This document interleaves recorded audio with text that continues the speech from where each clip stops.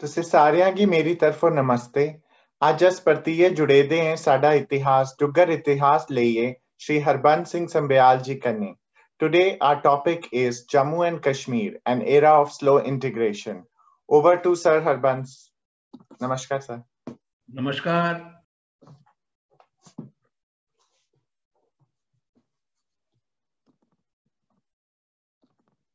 Sir, you have to unmute.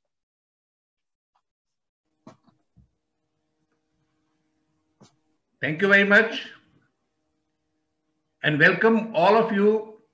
We have been meeting after a long gap, but I'm sure that we'll have a very productive session this time.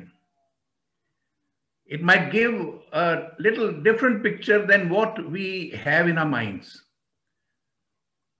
but have a little bit of patience. And I hope that after having gone through all the lectures, we will be able to see the whole problem in a different perspective, have a better understanding of the subject. The last lecture, we stopped at the point where Sheikh Abdullah was arrested and Bakshi Ghulam Muhammad installed as the Prime Minister of the state. It was not an easy job for Bakshi to take up the challenge. He knew that opposition would be violent, and it was. About 30 people died in protests in various parts of the state.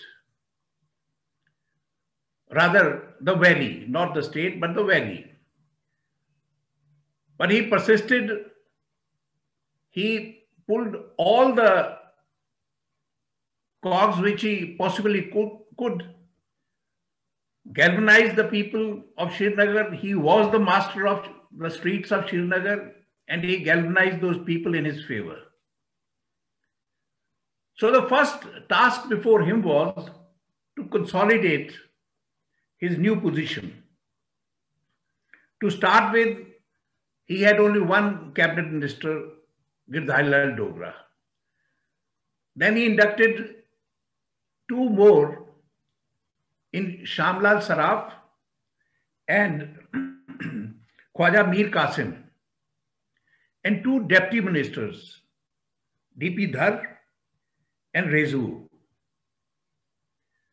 With this team, he started meeting people and making inroads into the strongholds of Sheikh Abdullah. However, right at the beginning, he faced a very difficult kind of a challenge. The challenge was that before Sheikh Abdullah had been arrested, there was already talk going on between Prime Minister Nehru and Prime Minister Muhammad Ali of Pakistan. On his way back from London, after attending the Commonwealth Heads meeting, he had stopped over at Karachi. He was given a rousing welcome by the people there. He had talked with Muhammad Ali, the Prime Minister, and it was decided that they will meet again in order to move forward towards holding the plebiscite. Remember that at that point of time, plebiscite was a given thing, that it will be held. Though there were certain conditions which Pakistan had to fulfill, but how those conditions should be fulfilled regarding that, there will be further dialogue. With this dialogue, Nehru had come back. Both of them had decided that on 16th of August, they will hold the next meeting and Muhammad Ali will come to Delhi. But in between, prior to that, Sheikh Abdullah development took place. Now this brought a backlash everywhere. The whole of the Western press, they were critical of the move. They damned Pandit Nehru. They said that his pretensions as a Democrat were obviously fake because he had thrown democracy to the winds. And the editorials were equally scathing. Muhammad Ali arrived in Delhi, and during the talk, what the joint communique that said that a step forward has been taken, and very soon they'll be appointing a plebiscite administrator. Now, this meant that in the near future, plebiscite was about to take place. Understanding prior to that was, which Sheikh Abdullah had made it very clear in his opening address to the Constituent Assembly, and which I dealt in considerable detail, that the fate of the state is linked to India and not to Pakistan. So obviously plebiscite was not to take place. But now it appeared that the government of India was keen on holding a plebiscite. This would have meant that Pandit Nehru had thrown Bakshi under the bus. He had proved that he was a stooge of Delhi. He was used by Delhi to dismiss Sheikh Abdullah.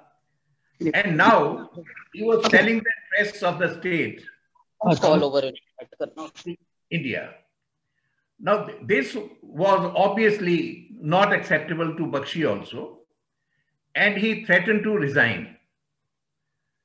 When informed of this, as was usual with Pandit Nehru, he flew into an anger, because he had a different kind of plan that he was buying time in all probability.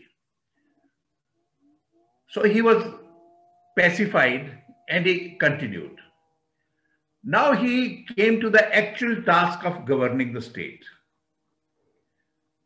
As a first step, what he did was that he abolished the process of mujawza, the procurement of the food grains.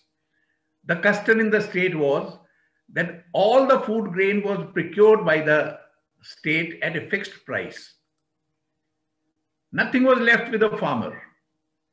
And then the farmer, for his own consumption, he was made to buy the food from the market or the government agencies, which were obviously at a higher rate.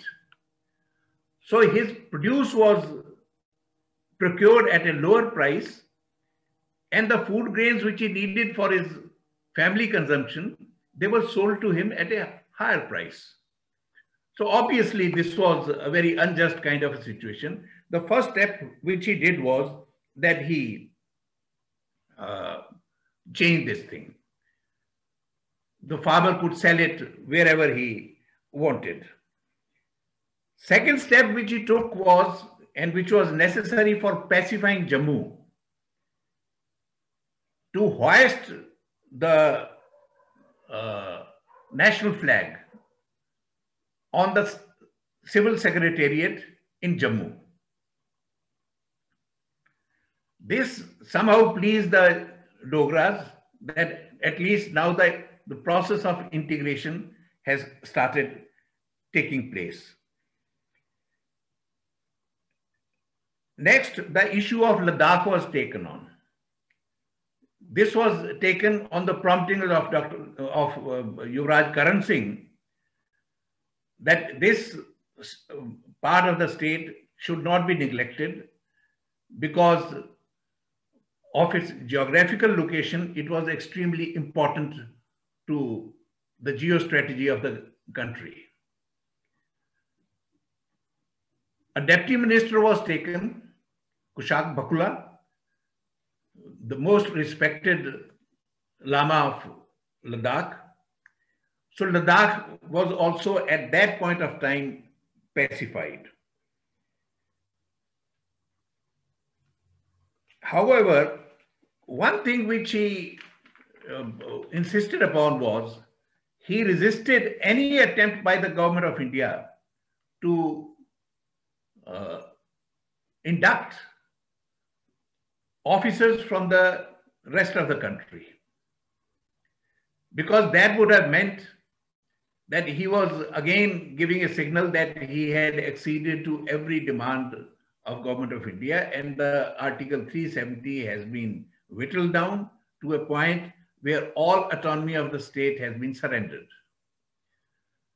So he knew that he could not live with that kind of a thing. So he resisted any induction of outside officers. Now, I know the impact of this thing for the simple reason that from 1958 to 1961, the last 4 years of my father's service, the Director General of the Labor and Employment Directorate in New Delhi, he tried his best to convince Ghulam Mohammad Bakshi that I can give you a very good officer in my father's person, who belongs to your state. But even then, Bakshi never allowed that. My father never served in the state. So this was a psychological kind of a thing between the Dogras and the Kashmiris. So this thing has to be kept in mind, that probably a number of things are psychological. They are barriers which have been artificially raised. And they have been raised because we haven't tried enough to break them, to convince people that without that also life can go on as it is. Another fallout was that for the first time, the Sadr Riyasat, Karan Singh, was able to act as a free person holding the highest constitutional position in the state. Till then, Sheikh Abdullah had expected of him that he would remain a constitutional captive. He would not be able to move out without his approval. If any public function had to be attended by him, the government of J&K, they would provide him the permission, give him the permission, and only then he could go. Now he could move anywhere, wherever he liked. So he traveled all over Jammu. So his meeting with the people helped in two ways. Number one, it built his connection back with the people. The Dogra dynasty, the kind of respect it had, and because of his ability to move among the people and even help in redressing their grievances, that again went a long way in pacifying the people of the Dogra land. A thing which Sheikh Abdullah could never appreciate, could never understand. Bakshi knew that he needed the support of Jammu people. And it's a good thing that Sadr Riyasat can give this message that he is part of the whole new setup. The result was that when Bakshi visited Jammu, when the Darbar move came in late October, the first Monday of November, he was welcomed by Jammu. Welcomed because of two things. Number one, he had replaced Sheikh Abdullah. Number two, the government was now responsive to the needs of the Dogras. So obviously they had been struggling for the past so many years, 5 years. For 5 years, nobody had listened to them. Now at least somebody was listening to them. So this was a huge change. The state forces was another, the pending matter was of the state forces.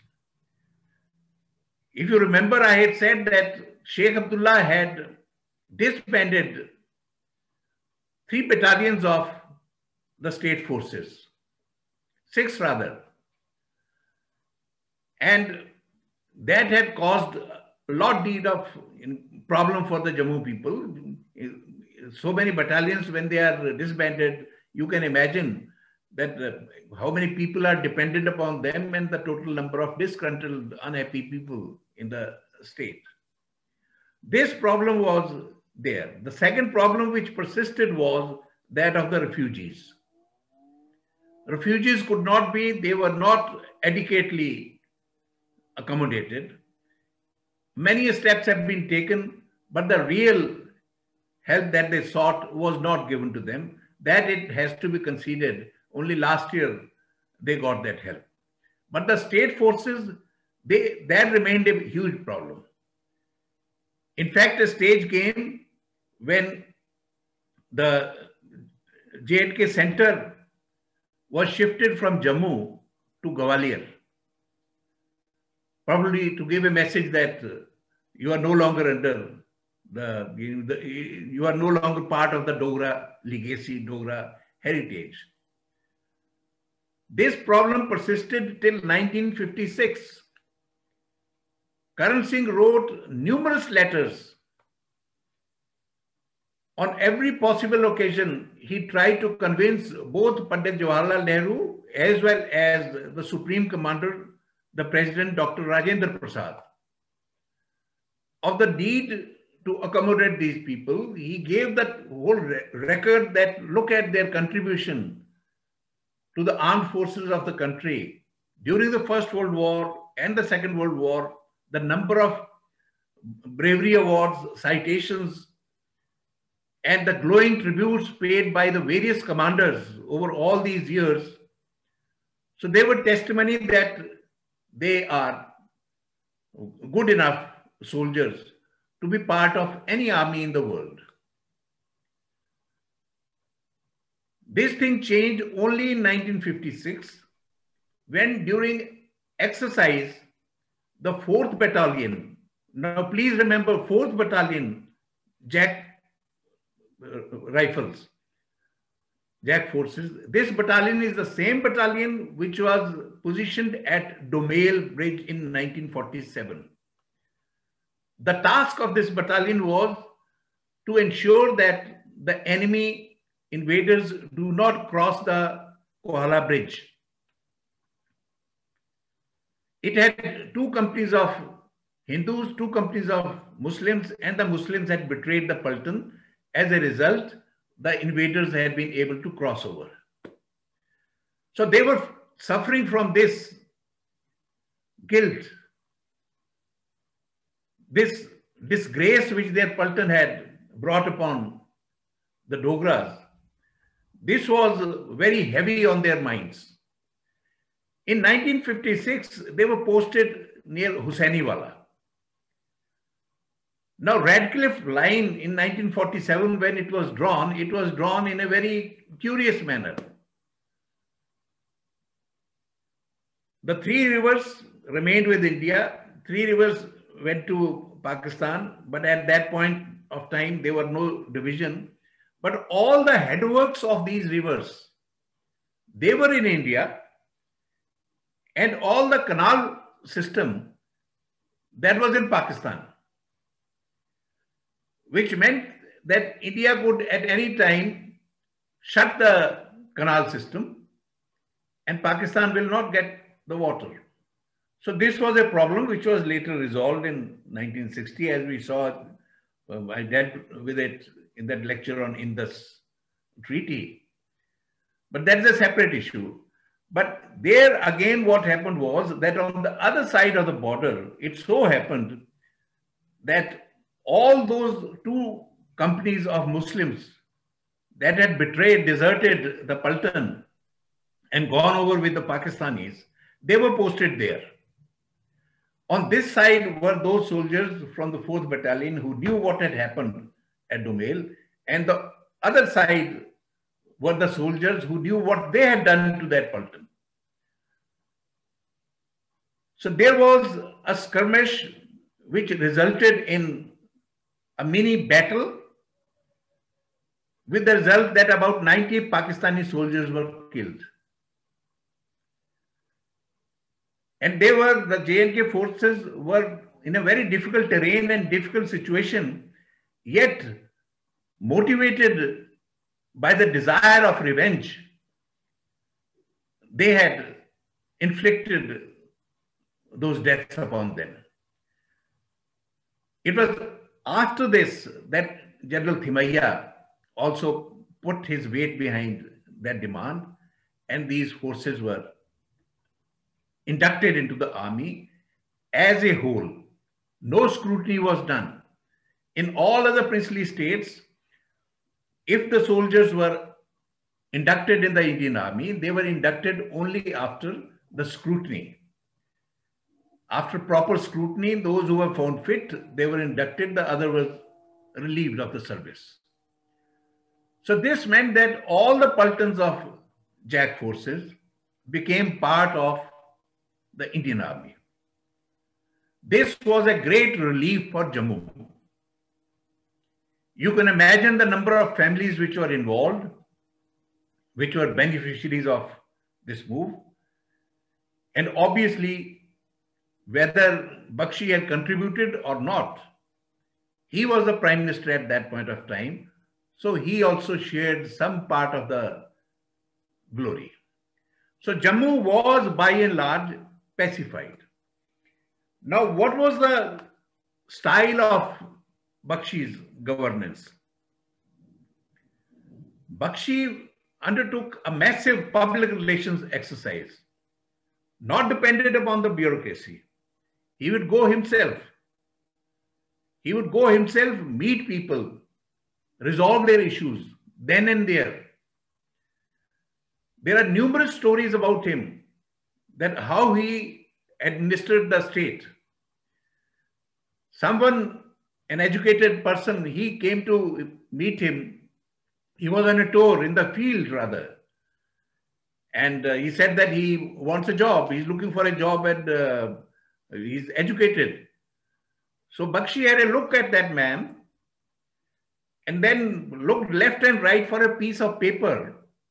There was no piece of paper. On the ground was lying an empty pack of cigarette. He picked that up, tore it, and on the inside, which is blank, there he wrote his appointment letter. कि ये पढ़ा लिखा हट्टा कट्टा आदमी है, इसे assistant sub inspector appoint किया जाए. And that man got appointed again. This was all the interview that the young man needed. So obviously these stories, they go far, they travel very far and fast. The other day there was some talk about Pandit Girdharilal Dogra. He too had the same style. Then and there, whatever problem had to be solved, it could be solved then and there. Bakshi set that agenda. Okay, this is how we resolve the issues of the people. So he had, by and large, he had earned goodwill of Jammu also. And the agitation, Praja Parishad agitation, which had begun so violently in Jammu, that had subsided. The people were also now carrying on with their life. In 1954, more important decisions were taken. Karan Singh wrote a long letter to Pandit Jawaharlal Nehru on the need of having Leh-Manali road. Few people among us, they realized that till 1954, there was no connection between Leh and Manali except for the Khachars and foot travelers. That too, only that part of Ladakh. That was partly approved, but unlike today, when you can build roads in no time for the simple reason that you have to give the contract to a contractor, he raises funds, and then after completing the construction, he makes the road users pay for that. The governments then used to construct roads from their own funds. And those funds were not freely available. So it wasn't very easy. Gradually this road was built. It took many, many years for its completion. Another proposal which began the same year was the digging of the Jawahar Tunnel, the present Jawahar Tunnel. Those who have been there, even as a tourist no, the tourists cannot go if somebody from the army takes you or the security forces take you. You can go to the top of the Banial tunnel. And while driving, you realize the kind of road it was at that time, and right from the bottom of the mountain, how did one reach that place? At many times where passengers were, old people tell us that passengers were made to get down from the bus so that an empty bus could travel up to a certain point. So this was another huge problem, and the building of the tunnel, that was a big step forward in integrating the valley with the rest of the country, all weather. It's not actually all weather road, but at least it can remain open much of the winter.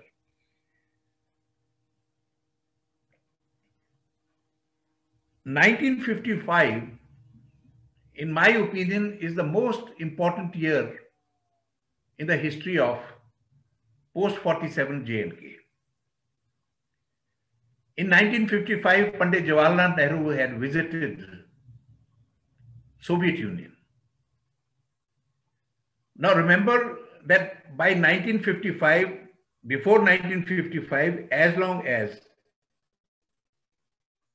Joseph Stalin was alive, detested Nehru.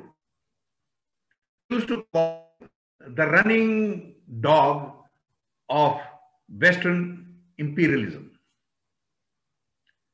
So this was the kind of insult and attitude which Stalin had for Nehru. So obviously they couldn't hold any discussion.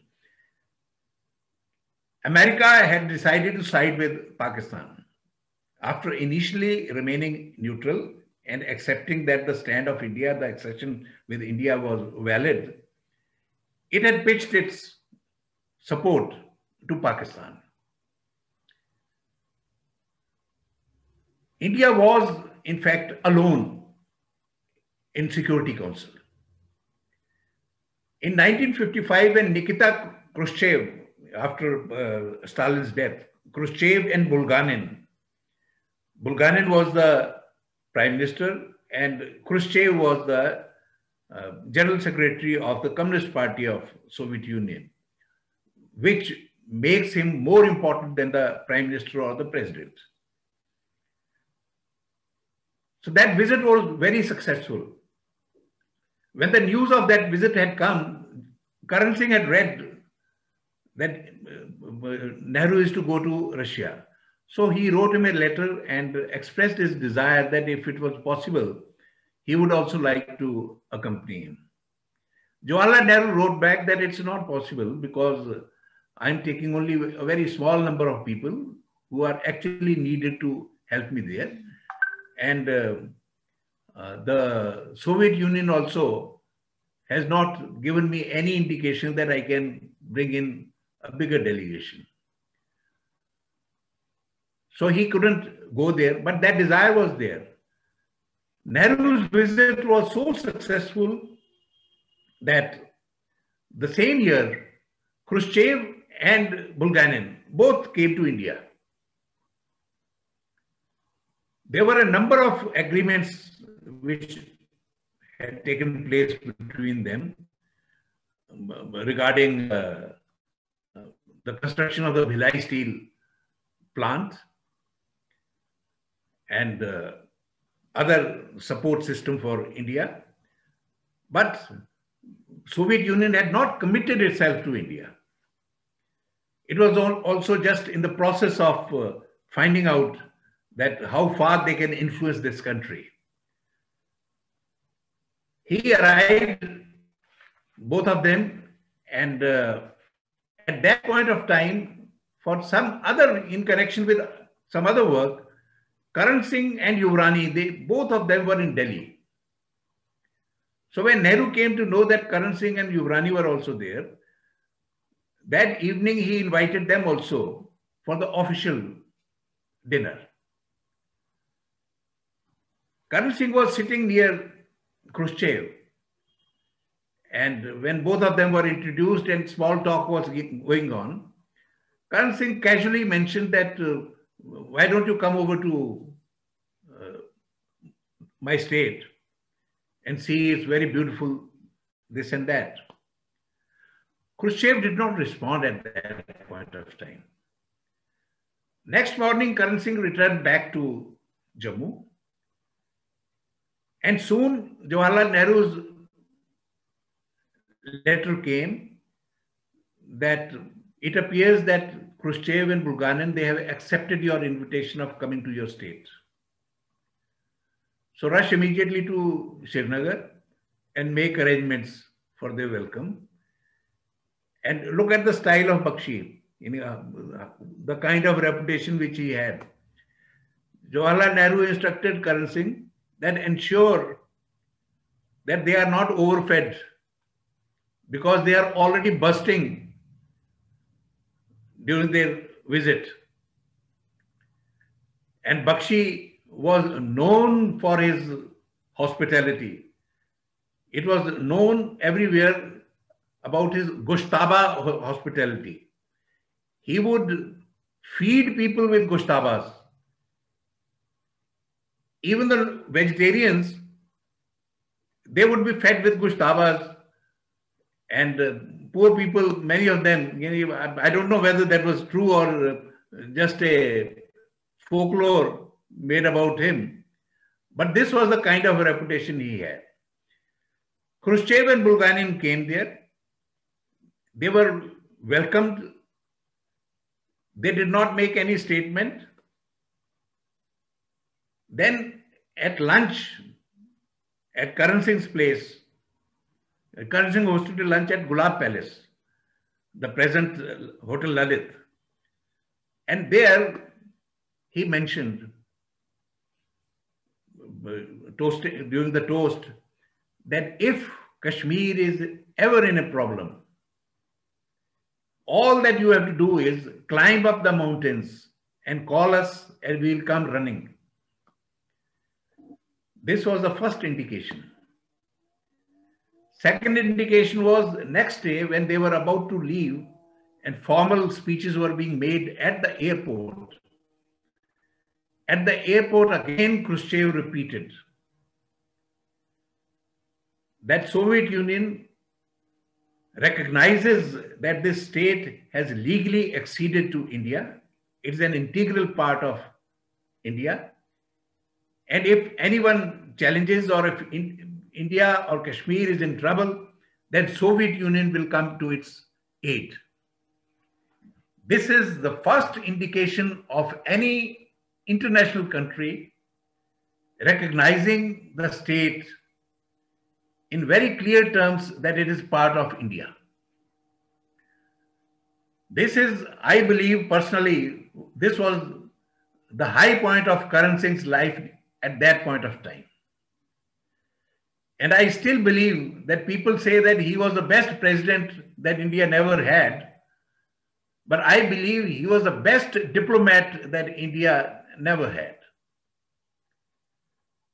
So anyway, with this began a new chapter in the history of J&K. They knew they had support at Security Council. So whatever resolution was passed in the Security Council, with the help of USA and UK, France, was vetoed by the Soviet Union. So this was a huge support for India during that period. And I'm sure that had Sheikh Abdullah been there, this would never have taken place.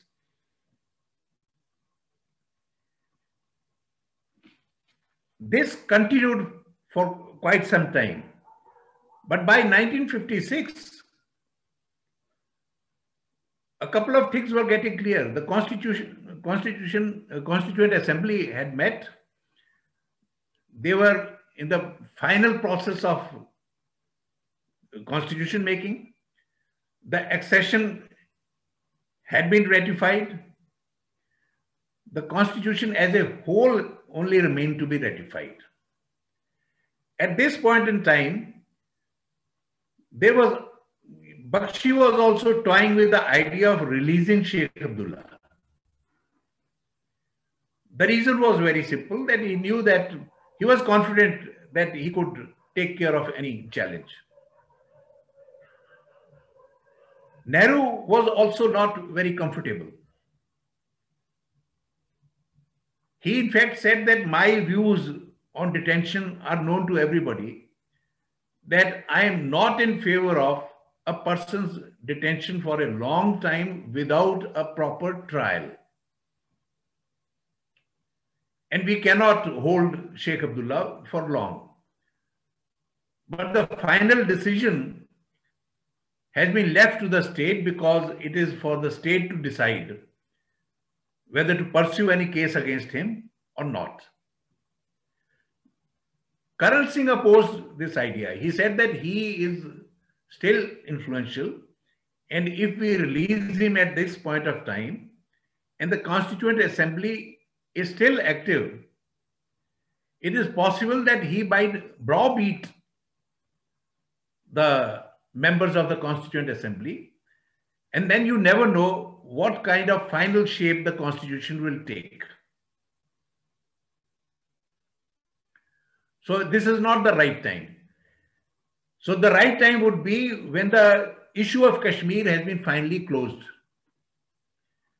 Nehru replied to him it's one of the most, I think, significant letters, a lesson also to all those politicians who have to take hard decisions.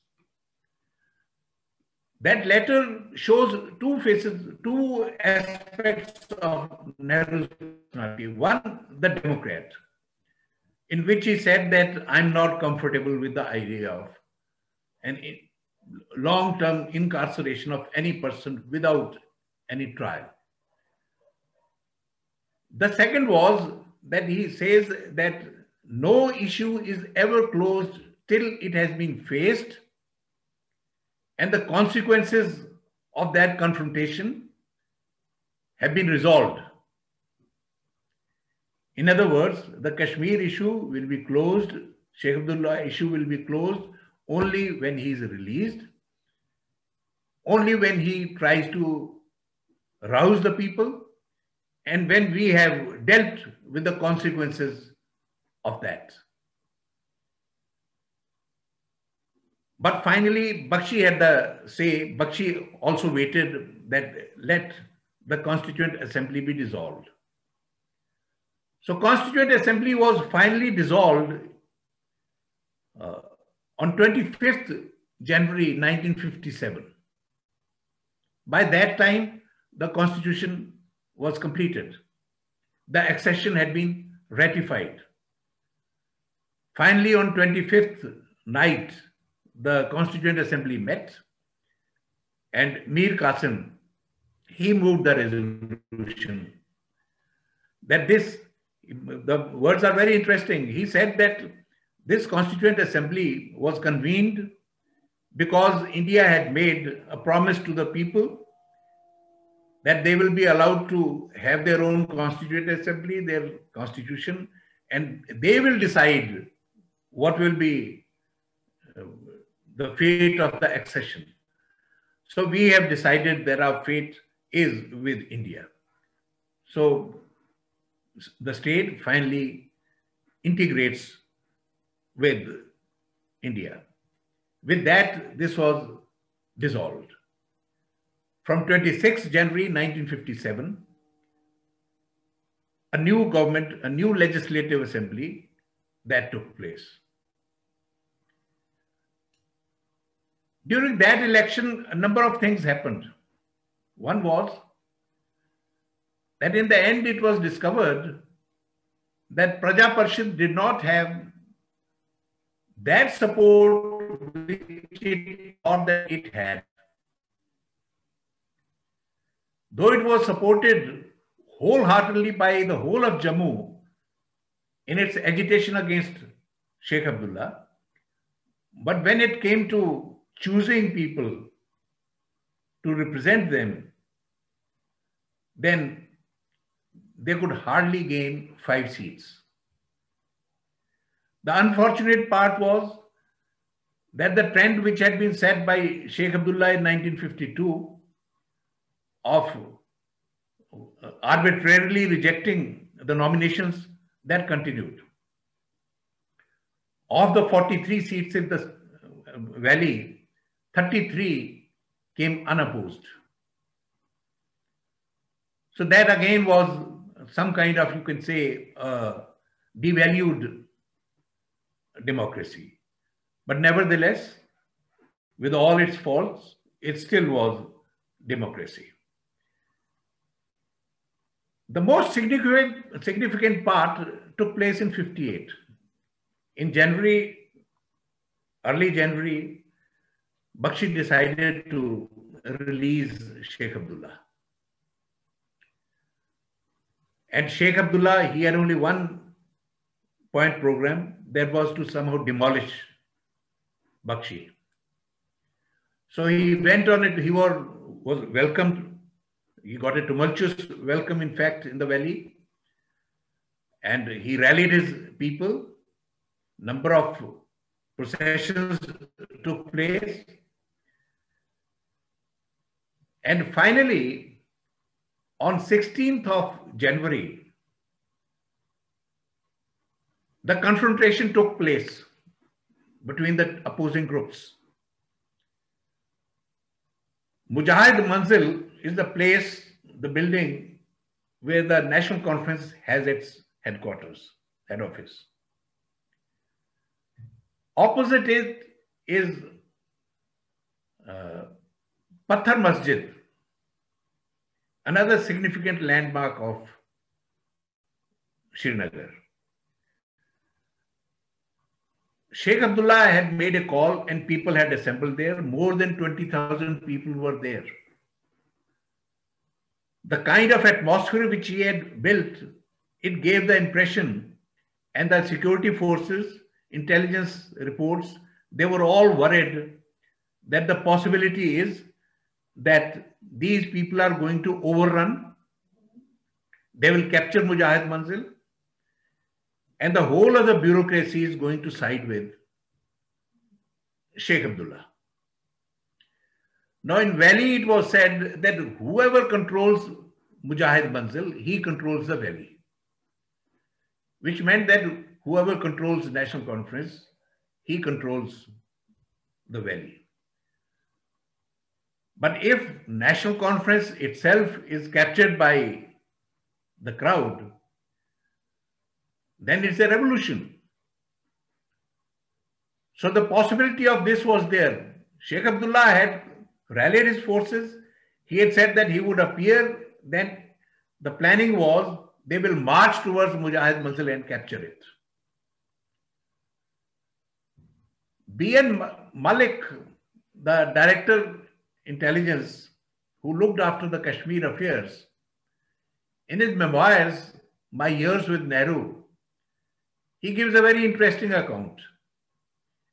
He said that 20,000 people waited there for Sheikh Abdullah. Sheikh Abdullah did not appear. Sheikh Abdullah instead went to the Hazrat Bal Mosque, and there he delivered a fiery lecture and went away. He did not muster the courage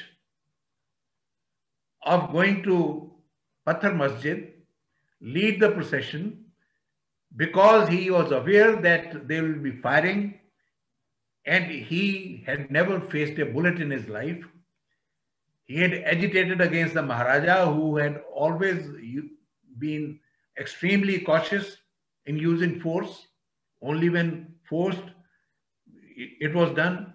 But he never curbed the freedom of the people to protest or to write or to make speeches. Now was the possibility that he could have faced bullets. He turned out to be a coward. He did not go there.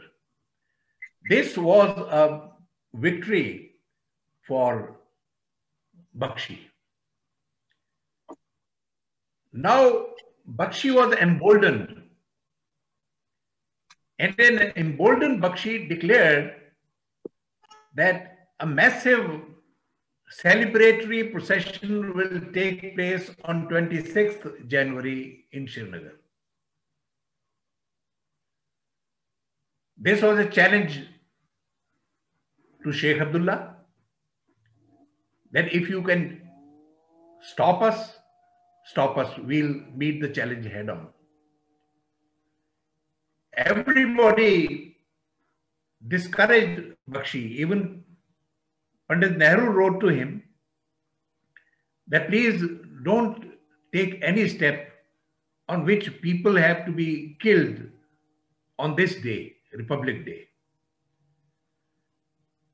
He instructed Malik that please try to convince Bakshi Ghulam Muhammad not to go into this kind of confrontation.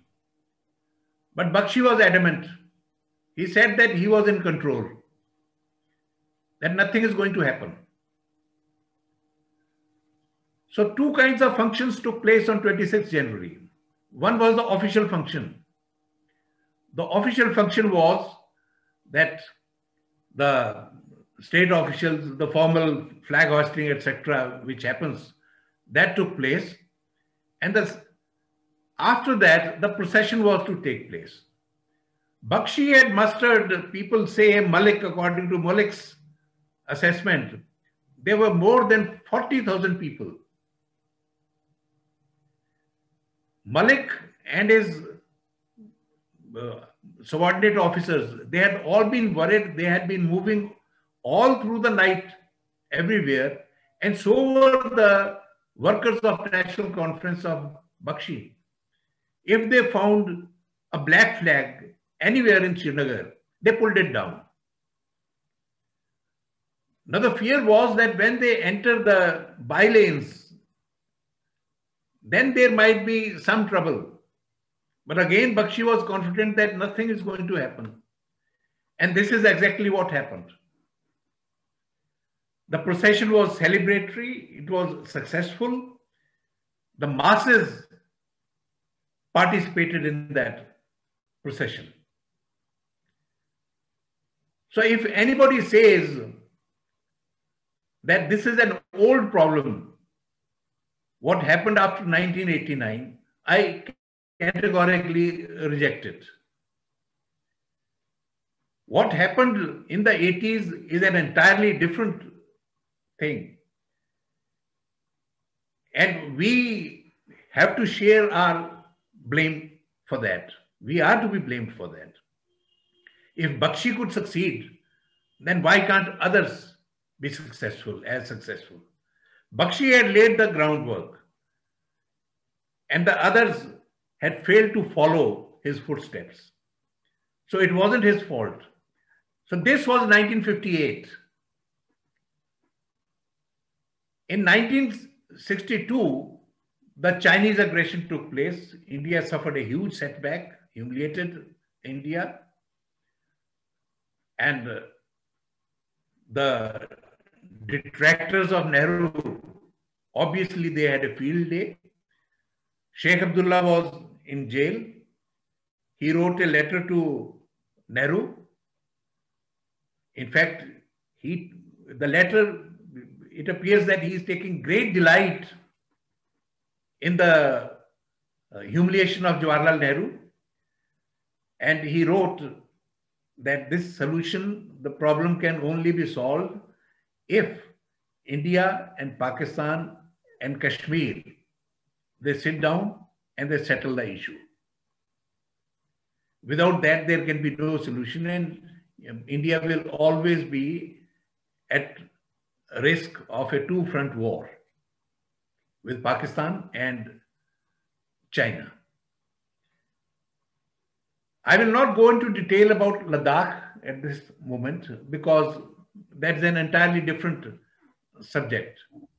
We can sometime later we can discuss, when we discuss about the separation of Ladakh as union territory, we can go into detailed history of what happened when. But at the moment, suffice it to say that Jawaharlal Nehru's troubles gave great delight to his detractors. soon thereafter, there were three very important by-elections for the Lok Sabha.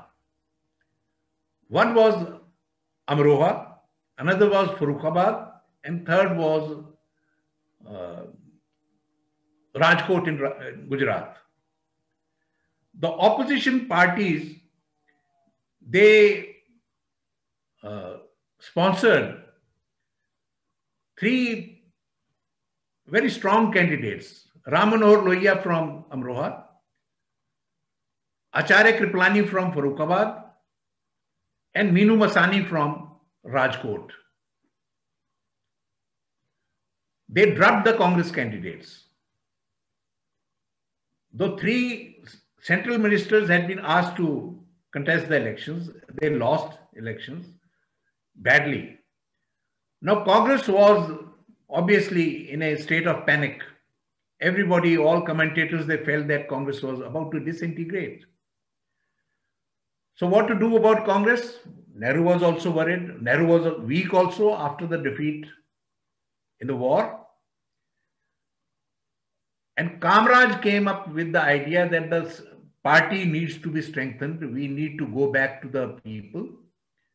Instead of sitting in the offices here, let's go back and let other people run the government. We'll strengthen the party. He was the chief minister of Tamil Nadu at that point of time. He resigned. That is known as the Kamraj plan. Under that plan, 6 union ministers, including Morarji Desai, Lal Bahadur Shastri, etc., they resigned. A number of chief ministers also resigned, including Biju Patnaik. And for some strange reason, nobody knows why, Bakshi Ghulam Muhammad also offered that I will also resign and work for strengthening the grassroots. Now, this was a golden opportunity for Congress and the country to avail his services at the center. Say, as a secretary of the Congress party, not the government, he would have been the first Kashmiri and a Muslim too to hold an all India position. But why or what happened, at least I am unable to fathom it. But in the end, what happened was that his resignation was accepted and his services were not utilized anywhere. He was just left hanging. So obviously he too was disgruntled after that. Soon thereafter in the state, on December 27th, 1963, it was discovered that the holy relic of Prophet Muhammad, which was placed at Hazrat Bal, that had vanished. Somebody had broken open the locks, and the intelligence people, they concluded that this is only an insider's job because nobody has broken any lock from outside. Everything has been broken from inside. This was a huge challenge for not only the state government, but for India too. Mullik was again deputed that diffuse the situation and find what can be done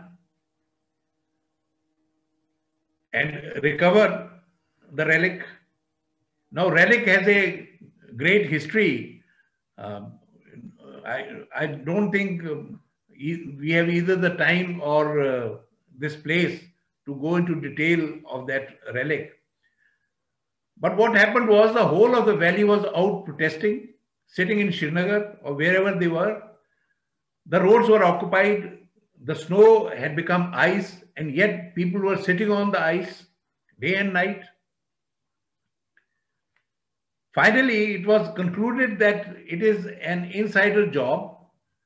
The rumor was that Bakshi Ghulam Muhammad had done it, that he had made the Nishan days to bring the relic to his house because an old lady of the house was on the deathbed and she had expressed her desire to have a view of the holy relic before she died, and that had been taken on, and before it could be replaced back, it had been discovered, and it was very difficult to put it back.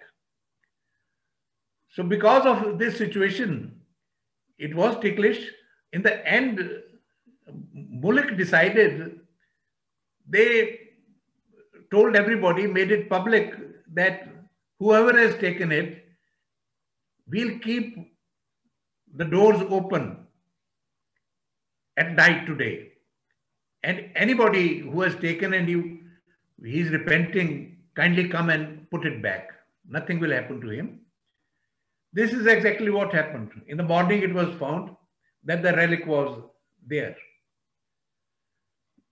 But during this agitation, an action committee had been formed. During this agitation, for the first time, Sheikh Abdullah came into limelight. Now you might be wondering, who's Sheikh Abdullah? Sheikh Abdullah is Farooq Abdullah. At that time, as a young man, he was known as Sheikh Abdullah.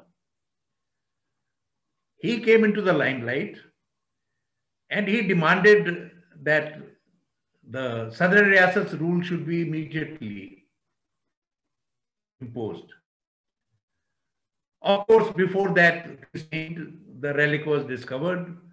Shamsuddin resigned, and in his place, Ghulam Muhammad Sadiq, he took charge. Ghulam Muhammad Sadiq, in fact, he had already written a letter that this is not a Kashmir problem, Jammu and Kashmir problem is not a communal problem. That the bogey of Hindu communalism is a bogey, and it needs to be rejected. And that the people want good governance, a corruption-free governance. They will not mind greater integration with the country. So soon after he became the Prime Minister, one of the earliest steps that was taken was that more constitutional provisions were extended to J&K. And the nomenclature of the chief executive was changed from Prime Minister to Chief Minister, and that of the Sadr Riyasat from Sadr Riyasat to Governor.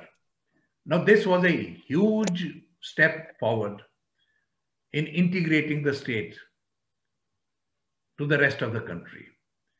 Supreme Court, CAG, Election Commission, everything was given control. Their writ was also extended to India. In fact, a large number of articles were gradually introduced to the state. This I contend, allow me to rather forcefully say, that much of the Constitution of India was extended to India, to J&K. And J&K was as good a part of the country as any other state. There were problems, yes. There were many laws which were specific to the state, yes. But then there are specific laws for Northeast. There are specific laws for Sikkim. There are specific laws for Himachal Pradesh, Uttarakhand. So this state too had some laws and which were specific to it. But by and large, the state had been integrated within the rest of the country, with the rest of the constitution. Mir Qasim also, he extended the same kind of cooperation to the government of India. And wherever it was necessary, wherever the state laws were incompatible with the new needs, and the state constitution was not in a position to take care of those problems, the constitutional provisions of the Indian Constitution, they were extended to the state. So this was the situation till 1975. What happened after 1975 is a story in which I think most of the people will be interested in, because that has a bearing on our conscious memory, even of the younger generation. So with the next lecture, we'll pick up that point, from where Sheikh Abdullah returns to the state as the chief minister. Thank you for listening to me carefully, and thank you, Lalit, for having me. You're welcome, sir. Thank you so much for another insightful session on our history. Just before as we leave, I would ask if anybody has any question, can ask quickly, relevant to today's topic.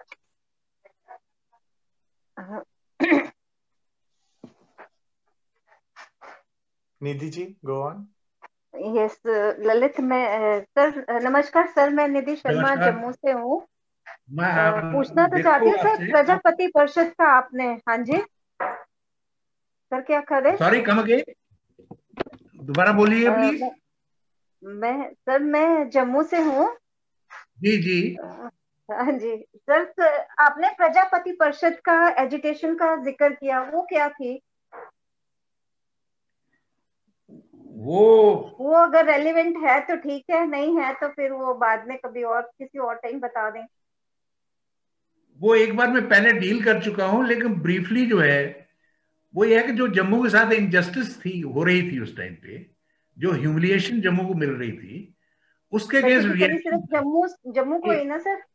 एक बात ये है कि जो support इसलिए मिली कि जम्मू जो है उसके ग्रीवेंसेस थी जिसके बारे में कोई ध्यान नहीं दे रहा था। प्रजा परिषद अकेली ऐसी पार्टी थी जिसका ये एजेंडा था। लेकिन नंबर 2 जो मेन मुद्दा था, जो असली मुद्दा था, ये तो सिर्फ जम्मू के लोगों का मुद्दा है, लेकिन उस पार्टी का संबंध जो है नेशनल लेवल पर भी किसी के साथ है। तो नेशनल लेवल पर जो इशू है तो वो था एक विधान एक प्रधान। तो ये 2 इश्यूज थे अलग अलग। एक इशू वो है जो नेशनल इशू जो है, जो हमारा हिस्सा बना और हमारी साइकी का हिस्सा बना, और दूसरा जो हमारी जेन्युइन जो प्रॉब्लम्स थी, जो स्पेसिफिक टू द डोगरास जो थी, वो थी। At some other time in detail we can discuss those issues, लेकिन इस समय आपका ब्रीफली आंसर ये है कि दैट वाज द रीजन इतना मैसिव सपोर्ट क्यों मिली। मैं बच्चा था तब, मैंने देखा हुआ कि बहुत मैसिव सपोर्ट जो है वो उस एजुटेशन को मिली।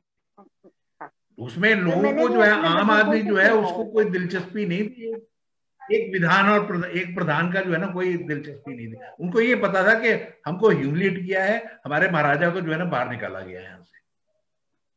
सर मैंने अपने बुजुर्गों से ये सुना हुआ है, इसलिए जब आज आप इसकी डिबेट में जिक्र किया ना तो एकदम से मन में आया कि मैं आपसे पूछती हूँ, क्योंकि अच्छा किया आपने। मेरे ख्याल आपने मिस किया है, एक लेक्चर में मैंने थोड़ा बोला था इसके बारे में। सर मैंने, हाँ हो सकता है सर, तो कोई बात नहीं, ये ललित जी तो इसका संग्रह बना रहे हैं, वो सब रिवाइंड करेंगे हम। उसको कोई क्वेश्चन हो कभी भी आप जो है ना वो चाहे फेसबुक पे लिख के भेज दो, चाहे किसी और माध्यम से जो है आप मुझसे संपर्क करके बोलते हैं, आई विल क्लैरिफाई। सर बिल्कुल sir, I will get your number from Lalit, मैं वहां से भी आपको कांटेक्ट करके कर सकती हूँ।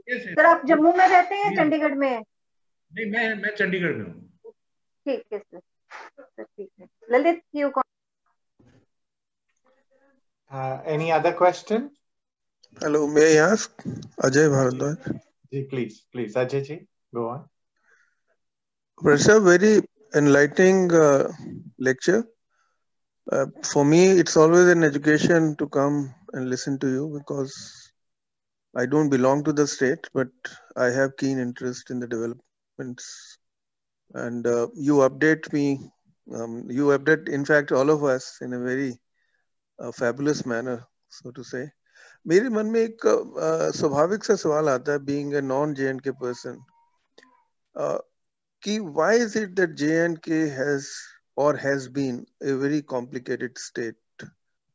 Is it because of its proximity to or say sharing border with Pakistan, or has it been a mismanaged state, or I mean, I wanted to zero on one or two factors which might have, been responsible for its constant turbulence for the last 70 years, because Junagadh, Hyderabad, and of course J&K were the three problem princely states which had that initial problem of joining.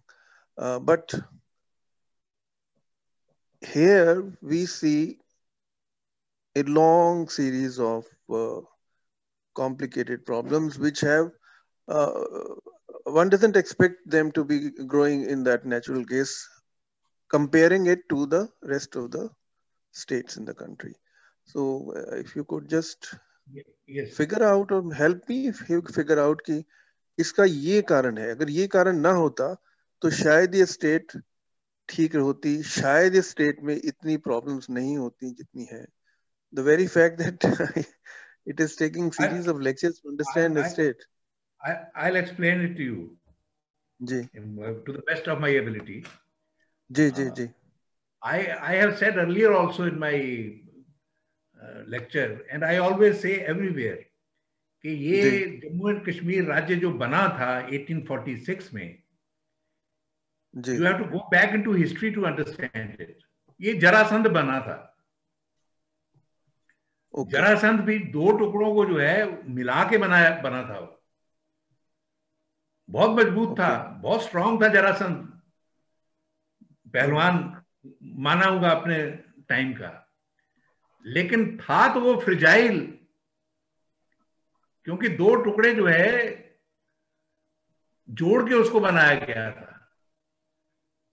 Jammu, Ladakh और कश्मीर, ये तीन टुकड़े मिला के बना हुआ है.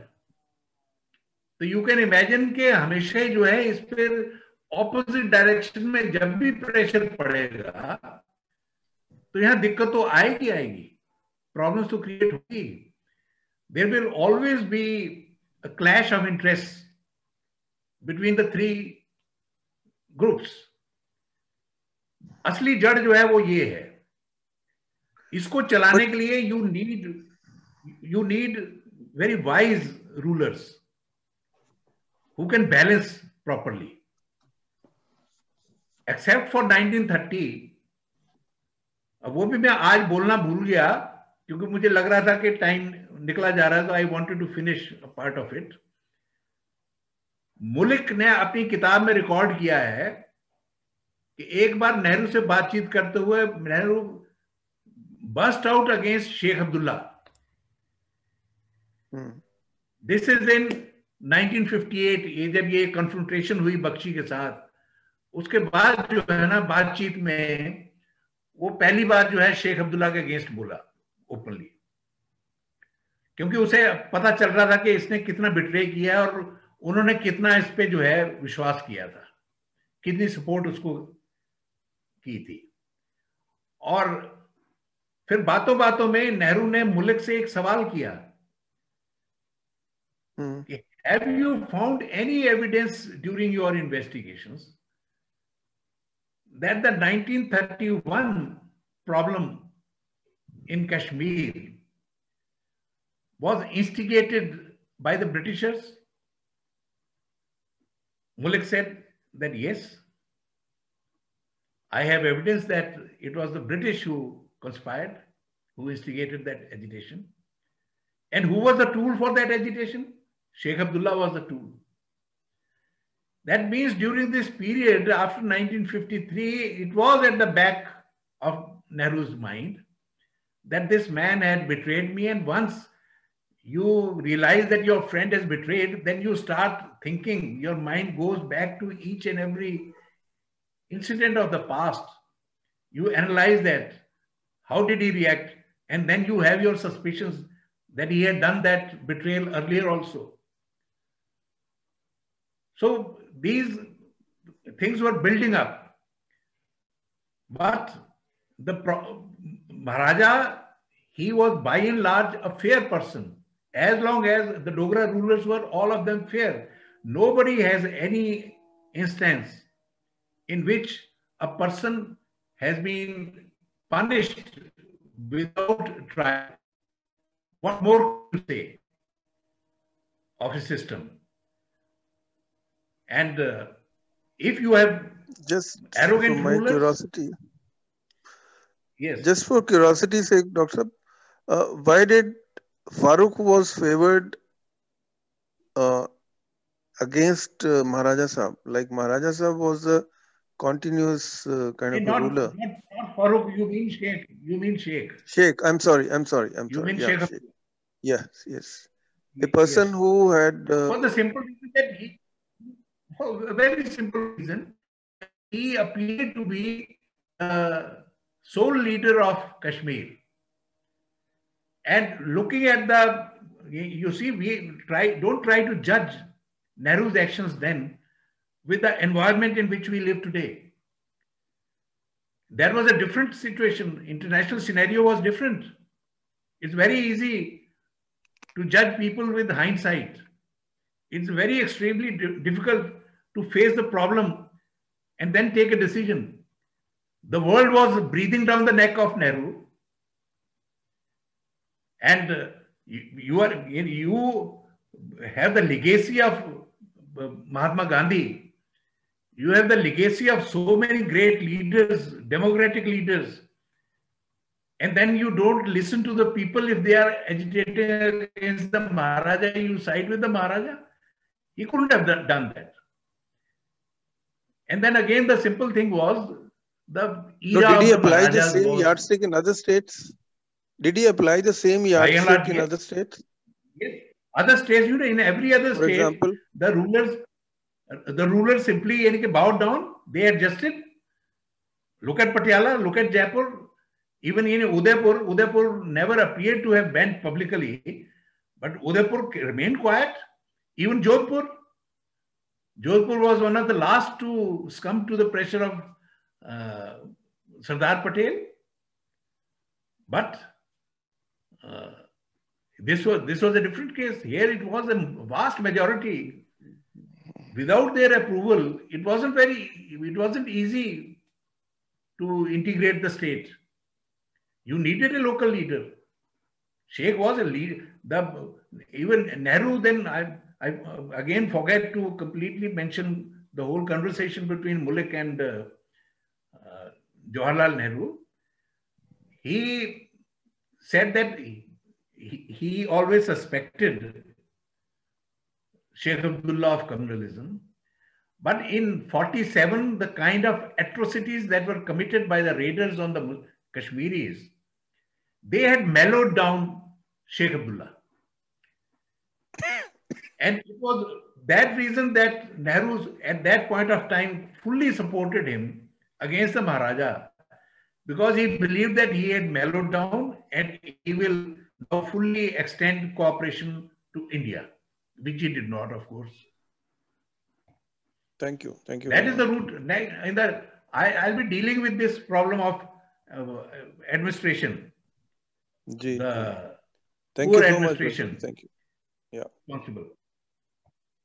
You're welcome. Thank you so much. Just before we leave for today, I'm going to ask if there's any other questions.